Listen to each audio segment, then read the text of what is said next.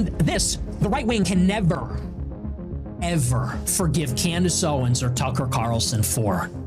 They can never forgive them for what I'm about to say. Whatever you think about what happened on September 10th, whoever you think did it, it doesn't matter. Whether he was shot or blown up, who pulled the trigger, or who was in Tyler Robinson's ear that made him pull the trigger. And it doesn't matter if he pulled the trigger or who made him pull the trigger. What? So Nick Fuentes went from saying that people need to be censored after the Charlie Kirk assassination. We need censorship online. He went from saying that it was the left to now saying it doesn't matter. It doesn't matter who killed Charlie Kirk. Nick Fuentes decided to just randomly go off on Tucker Carlson and Candace Owens and frankly anyone else who is challenging the official narrative about the Charlie Kirk assassination. And Wing of Shu, thank you for being a member. I appreciate you. So Nick Fuentes is going out and attacking these people. And, you know, this week he attacks everyone. He attacks me. He says I should get drone striked in Yemen. Then he said I should get hit by a missile strike in Iran. He said that freedom of speech should be curtailed, that people should be imprisoned for they should censor people on social media. He's saying this now. He's attacking Ian Carroll. He's attacking Tucker, Candace. He attacks literally everyone. Okay. And I don't really understand why, because this, again, is the moment, as I said in our last story, as I'll say in our next story, that we need to be uniting. We need to be uniting. And most people who have not united yet, like Hassan Piker, they're not uniting because they can't see the world around them. They can't understand that these petty culture war issues are but just that. They are petty and they are a culture war. The real war is the fight for the sovereignty of America. That is what the real war is for the future of this country. So Nick Fuentes doesn't even fall into that category. No. Nick Fuentes is like, you know, if I don't even know what he gets so upset about. You know, he gets upset and wants to nail someone to the cross and to the stake and behead them if they simply are getting a little bit more popular than he is, because everyone knows that his Rumble views are all botted. In fact, he literally told me that. The one time I ever met Nick Fuentes in Los Angeles, he wasn't streaming on Rumble then, but he said the back end of Rumble, he's like, the whole thing is botted. It's all fake. I don't know if that's the case. It kind of appears that it is. I can't say for certain, but he said that he knew people on the back end and it was all fake. And now he's riding this whole wave claiming that his viewers are real. But now as we see his viewers, even if they were real, they've fallen off and they've completely plummeted because people see him for who he is. They see him as just like another Zionist tool in a different shade, in a different color. And he's freaking out right now because people are not creating this left-right divide that the Zionists wanted to create after the assassination of Charlie Kirk. People are too smart for that. Maybe some of these people who watch Nick Fuentes are still stupid enough to believe this stuff, and they're like, oh no, the left is actually my enemy. Well, thank you. Avocados from Mexico, who had cockroach crawling on his suit. Yeah, actually, that was disgusting. That was really disgusting. Harry Potter, thank you for becoming a member. And thank you, Abdul Majid, for the super chat. You know, it's like this glass right here, this glass is clean. This glass is clean. I don't live in a cockroach-infested home like Nick Fuentes. You know, Nick Fuentes is out here. I don't know if he still says this thing about being like, oh, I'm not a white supremacist. I'm a white identitarian. That's like his little thing that he says. Bro, you're not even white. You're from Mexico City. You know, I think he's like 25% Mexican. He's 25% Sephardic Jewish, which, you know, I have no problem. I have no problem with our Mexican brothers and sisters. Mis hermanos and hermanas. Me encanta. Me encanto. I have no problem. I just got back from Mexico City a few months ago. The problem is that when I went to Mexico And I said, what is going on with this Nick Fuentes, who hails from the land of Mexico City, from Tenochtitlan? They said, we do not claim Nick Fuentes. We reject his Mexican heritage. They said, we want nothing to do with him. So really, he's a man without a country. He's a man without an ethnicity and race. And that's why he's devolved into this weird left-right white identitarian when he's not white, this whole paradox that he lives within, as he's got cockroaches climbing on him as he sits in his mother's basement, apparently.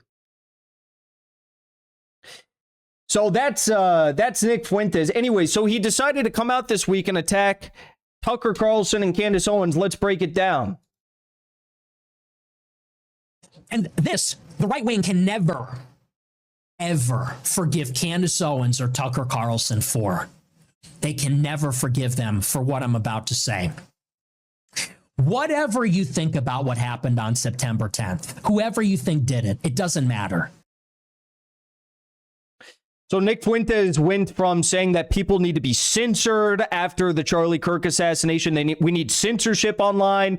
He went from saying that it was the left and the left is your enemy, and it was a transgender, affiliated shooter, and they did this because the left is just pure rotten evil, to now saying it doesn't matter.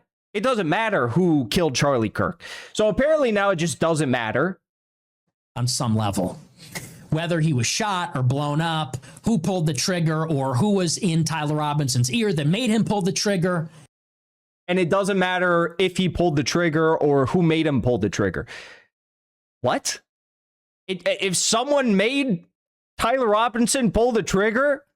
So, like, hypothetically, I'm obviously not saying this is the case, but, like, hypothetically, if, he had an earpiece in and he did pull the trigger and it was, like, Benjamin Netanyahu, like, breathing into the phone saying, like, all right, take aim, fire. That wouldn't matter either. Like, what is this? What do you mean it doesn't matter if someone told him to pull the trigger? Jackson, you are the best. Love you and your truth. XXX Sarah Australia XXX throwing kisses, throwing kisses, throwing kisses. Thank you, kisses. Pax. All of that exists independently from one very inconvenient fact, well documented thoroughly, which is that Charlie Kirk died that day, publicly, gruesomely. It was horrific. And people that didn't even like him cried that day.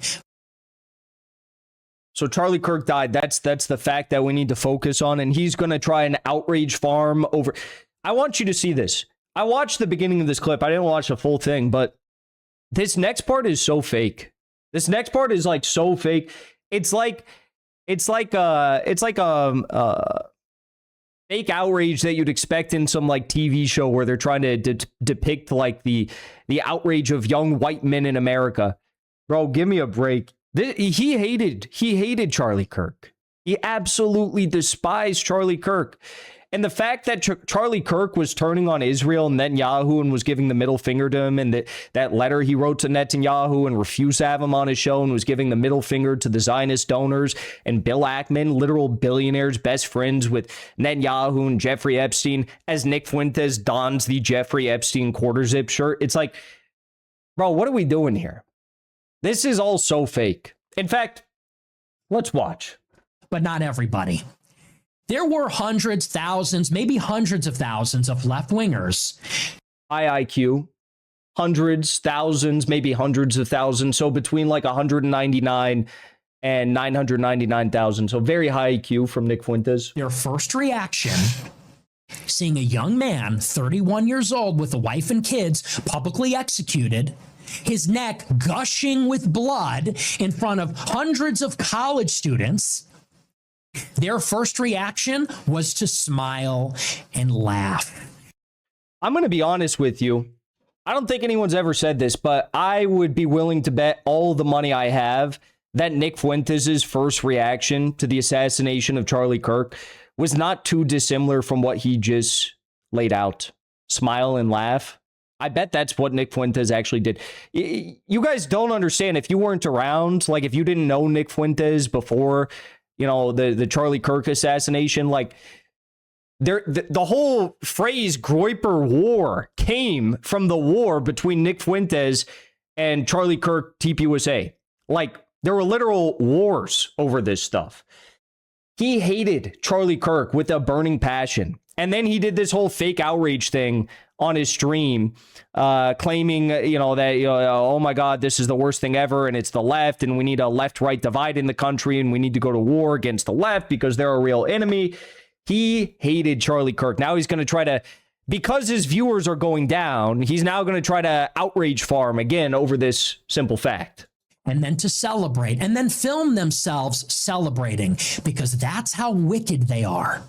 That's how much hatred the left has for us. How much hatred. They film themselves laughing. They film themselves enjoying glee, smiling. Keep in mind about, what was it, like a week before Charlie Kirk was assassinated, something to that effect. This is what Nick Fuentes was saying, by the way. Wait, what? Is Nicholas Fuentes saying that he supported Charlie Kirk? Let's take a look at what old Nicholas Fuentes said the week before he was murdered. My ideas are already there. I've already impregnated your organization. I took Turning Point USA and I fucked it. I took your organization, I took your baby, Turning Point USA, and I fucked it. And I've been fucking it. And that's why it's filled with groypers. That's why your whole crew, that's why the people around you, that's why your chapter presidents, that's why your attendees, they're all groypers. In the broad strokes, we're all pretty much in alignment with Charlie Kirk. Are part of the broad strokes you fucking his baby? So, Charlie Kirk was clearly betrayed by the people surrounding him. And here is Nicholas Fuentes saying that he has infiltrated Charlie's organization, and then he uses the metaphor of a baby, like when Nichols will never have a baby because he's sexually deranged. But when a heterosexual man has a baby, they care a lot about the baby. And Nichols, with graphic detail, as a quote-unquote Christian conservative traditional guy, says he was fucking Charlie Kirk's baby, which is Turning Point USA. And he's been fucking it. I mean, but he probably doesn't enjoy it, right? I'd like it. I just get a sick satisfaction out of it. Because I like to win. He did what to Charlie's baby? And because he was the face promoting those values, that's how much hatred they harbor for him. I've known a lot of people on the left, and some of them really did not like Charlie Kirk. But I can't name a single one that publicly bragged about fucking his baby and enjoying it because they get a sick satisfaction out of it. That's... Okay, so let me just sum this up. So, in short, Nick started that whole video by saying that this is the one thing that we can never forgive Candace Owens and Tucker Carlson for. But he never actually gets around to what it is that Candace Owens and Tucker Carlson did. Apparently, the crime of Candace Owens and Tucker Carlson is that they didn't follow in suit with Ben Shapiro and Laura Loomer and all these other idiots that came out and pushed this left-right narrative that there needs to be war between the left and right. Tucker Carlson and Candace Owens, and by the way, Charlie Kirk, before he was assassinated, were talking about a different kind of war. They were actually, in their own ways, they're actually talking about class war. They're actually talking about the working families of America, the working people of America, uniting across all political stripes to confront the ruling elite, to confront finance capital, to confront the people that are paying 43% of every single dollar that we pay in taxes to an international cabal of financial elites that are collecting interest on our nation's debt. That's what they were talking about. And if you don't believe me, you can actually go look. There's videos of Charlie Kirk talking about this question of debt, as the Marxist professor Michael Hudson has written so eloquently about in his book, Super Imperialism. He's talking about this in a very deep and meaningful way. Tucker Carlson's also been talking a lot about it recently. He even said that it was interesting to him that Charlie Kirk was talking so much about this issue right before he was assassinated. So you tell me, who's the person doing the dirty work of the feds right now? Is it Candace Owens and Tucker Carlson who are saying, do not move your attention away from the fact that the greatest evil in our country right now is emanating from the federal government? Or is it Nick Fuentes who says that you need to hate your neighbor, you need to hate... Well, let's go back. Let's see. He actually says this. He actually says, like, effectively, hate your neighbor, hate the random teacher. Your enemy is, the mailman, all this stuff. All of us. That's who Charlie Kirk was. He represents all of us. I didn't like him. He didn't like me. I didn't agree with him. He didn't agree with me. Oh, we know you didn't like him. In fact, one of Nick Fuentes' Groyper generals was convicted and is now serving a 5-year prison sentence over planning to shoot up the Charlie Kirk TPUSA student convention in 2022. Yeah. He thought I should have been censored. But the left hates Charlie Kirk because he says the things that we all basically believe, because he defended Christianity, because he defended white people, because he defended America, he defended tradition, he defended conservatism, he defended free markets and the right to own the product of our labor. In the broad strokes, we're all pretty much in alignment with Charlie Kirk. And because he was the face promoting those values, that's how much hatred they harbor for him. And we live with these people. These people are our neighbors. They work with us. They go to school with our kids. They're your elderly parents' nurses. They're your children's teachers. Can't make this up. What does Jimmy Dore always say? Earl, thank you for joining as a member. Oh, excuse me. Allergies. What does Jimmy Dore always say? What do I always say? Your neighbors are not your enemy. During COVID, they wanted you to believe that your neighbor was your enemy. They said, oh, your neighbor's not wearing a mask. The mailman didn't get his COVID vaccine, maybe. They're your enemy if they did not do that. Nick is now literally repeating the same exact lines, but for the Charlie Kirk psyop, and saying, your enemy are your neighbors, that the doctors looking over your elderly grandparents, the teacher at your kid's school. These are your enemies, not the federal government, not the CIA, not the NSA, not Flock, not BlackRock, not Raytheon, Lockheed Martin, not Citigroup, Berkshire Hathaway. It's your neighbors, stupid. And for that, we can never forgive Candace Owens, because Candace Owens and Tucker Carlson, they didn't go along with this whole Fed script of saying that it's actually your fellow Americans that are your enemies, not the federal government. It would be more infuriating to me what the things that he's saying right now, calling for mass censorship, saying these sorts of things as he wears his Epstein quarter zip jacket. These things would be more infuriating to me if they were not so transparent that he is a literal Fed. He's getting nervous because people just see how transparent it is. Candace Owens pointed out, there is no difference between Nick Fuentes and Ben Shapiro anymore. Exact same talking points daily. Tucker and Candace are bad. Charlie Kirk was killed by a lone gunman on a rooftop, and his death should have been used to go after the left. Candace mispronounced a word on her show. Tucker is dividing the party. Epstein good. The debate was unwatchable. Yeah. I can't say that Laura Loomer, Ben Shapiro actually came out and defended Nick Fuentes a few times recently. Now, why is that? Is that because they're just magically having a few points of agreement? Or is that because Nick Fuentes is objectively moving in his narratives closer and closer to Ben Shapiro?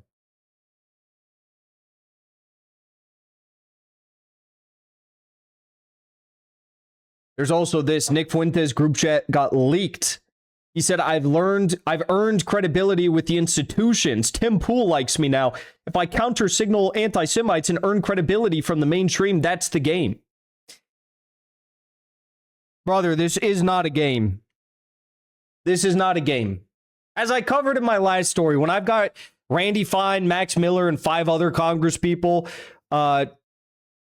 basically putting me in the crosshairs of their target, saying that I should be tried for treason, death sentence, by the way. You know, this is life or death for us personally. And that's why everyone sees this whole fake outrage he has about Charlie Kirk. I bet he was laughing the day that Charlie Kirk got killed. I bet. But this is bigger than me. This is bigger than Charlie. This is bigger than Nick or Candace or Tucker or anyone. This is about the future of the country. And really, the future of the country, as goes with the future of the United States, goes the future of the world. At least for the time being. I mean, that still is kind of the way things are looking. So this is about all of humanity. And he says that this is a game. What a joke. Before you leave, I want to say thank you for the support, because after 2 years of being banned, we are finally back home on YouTube. So be sure to subscribe to our channel and also join as a member on our channel using the link at the top of the description. I rely on the generous support of viewers like yourself to get the truth out to as many people as possible. You can also support the show on Locals or Give Sin Go. The mainstream media and the powers that be are never going to stop attacking us for bringing the truth to as many people as we do. Thank you so much for your support.